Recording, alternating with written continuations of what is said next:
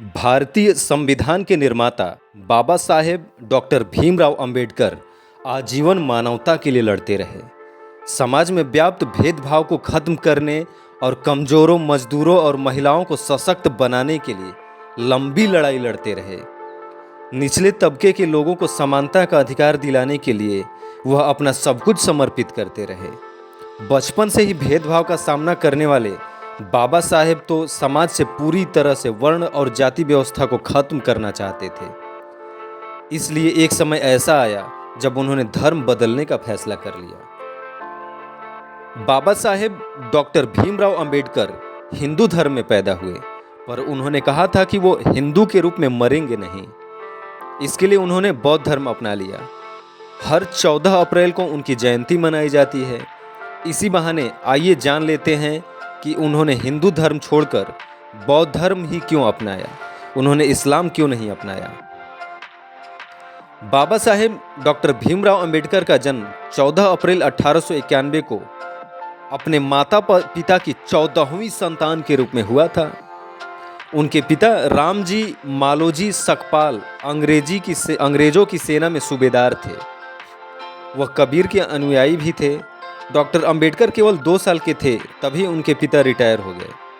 वह सतारा में स्कूली शिक्षा हासिल कर रहे थे, तभी माता जी का निधन हो गया। तब बाबा साहेब की उम्र केवल 6 साल थी। इसके बाद उनकी चाची ने देखभाल की। बाद में अपनी शिक्षा पूरी करने के लिए वह बम्बई, अब का मुंबई, चले गए। वहाँ भी छुआछूत और भेदभाव ने उनका पीछा नहीं छोड़ा।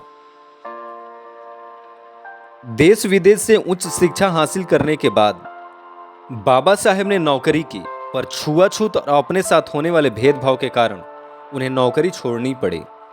साल 1924 में दलित वर्ग के कल्याण के लिए बाबा साहब ने एक एसोसिएशन शुरू किया। सर चिमनलाल सीतलवाड़ इसके अध्यक्ष और डॉक्टर अंबेडकर खुद इस एसोसिएशन के चेयरमैन थे।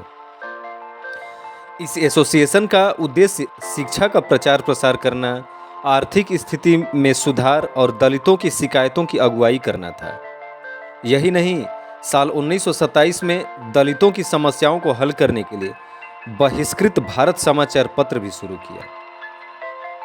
बाबा साहेब ने घोषणा की कि मैं हिंदू धर्म में पैदा हुआ, लेकिन हिंदू के रूप में मरूंगा नहीं।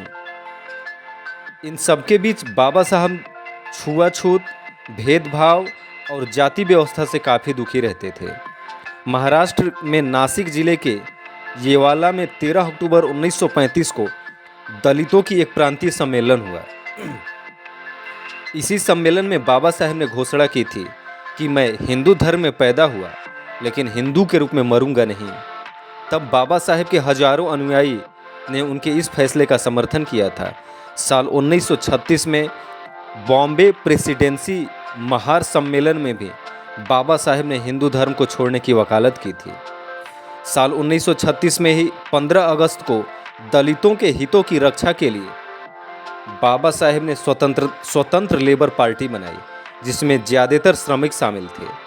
कांग्रेस ने साल 1938 में अस्पृश्यों के नाम में बदलाव का एक विधेयक पेश किया था, जिसकी बाबा साहेब ने आलोचना की थी।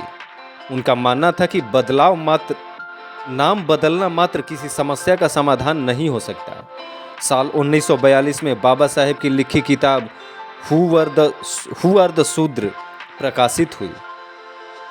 इसी बीच वह केंद्र सरकार में मंत्री रहे और तमाम अन्य सम्मान और उपाधियों से सम्मानित किए गए, पर जाति प्रथा का दंश बचपन से झेल रहे बाबा साहेब ने 14 अक्टूबर 1956 को अपने 3.65 लाख अनुयायियों के साथ हिंदू छोड़कर बौद्ध धर्म अपना लिया था। बाबा साहेब का कहना था कि उनको वह धर्म पसंद है जो स्वाधीनता, समानता और भाईचारा सिखाता है। किसी व्यक्ति के विकास के लिए जिन चीज़ों की आवश्यकता है वह है करुणा, समानता और स्वतंत्रता। धर्म इंसान के लिए है, न कि इंसान धर्म के लिए। बाबा साहेब का मानना था कि हिंदू धर्म में करुणा, समानता और स्वाधीनता नहीं है।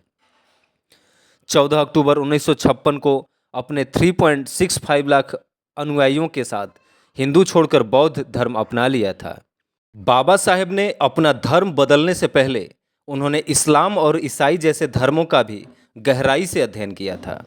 इसके बाद उन्होंने माना कि इस्लाम भी हिंदू धर्म जैसा ही है, इसमें भी छुआछूत तब व्याप्त समस्या थी।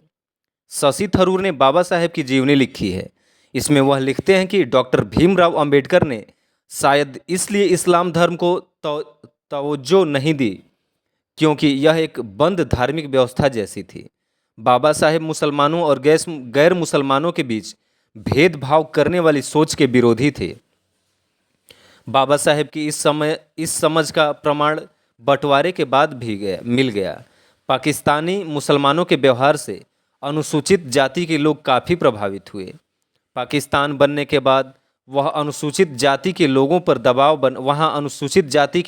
दबाव बनाया गया कि वे अपना धर्म बदल लें और इस्लाम अपना लें या फिर जान दे दें। बाबा साहेब का मानना था कि बौद्ध धर्म प्रज्ञा, करुणा के साथ ही समता का संदेश देता है।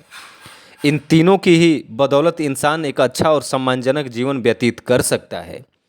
प्रज्ञा का मतलब है अंधविश्वास के साथ पारलौकिक शक्तियों के खिलाफ समझदारी होना। करुणा यानी प्रेम और दुखियों पीड़ितों के प्रति संवेदना, और समता का मतलब है धर्म, जात पात, लिंग और ऊंच नीच के विचार किए बिना इंसान के लिए बराबरी में विश्वास रखना।